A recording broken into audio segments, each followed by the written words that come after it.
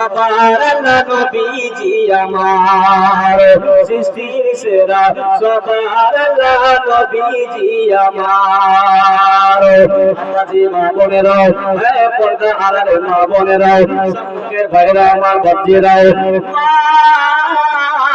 আমিনাকে উঠে ডেকে বলল হে মা আমিনা যতক্ষণ পর্যন্ত মায়ার নবীকে তোমার সম্মুখে উঠিয়ে না বসবে ততক্ষণ পর্যন্ত আমি উঠনি সম্মুখে যাব না।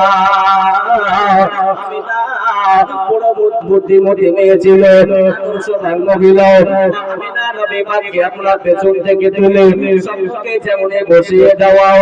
আমিনা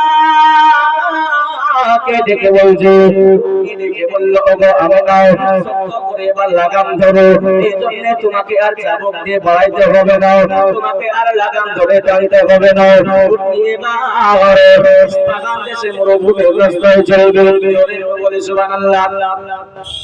উঠনি চলবে, তুমি এবার শক্ত করে ধরে বসো।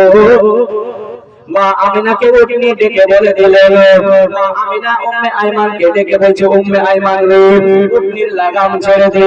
এই জন্য উঠনিকে এবারে নবী পাক সামনে বসে গিয়েছে, উঠনিকে আর চ চ বলতে হবে না, উঠনি এবার মরুভূমির জাহাজের মতো চলবে। জোরে একটু বলে সুবহানাল্লাহ। হে মা আমিনা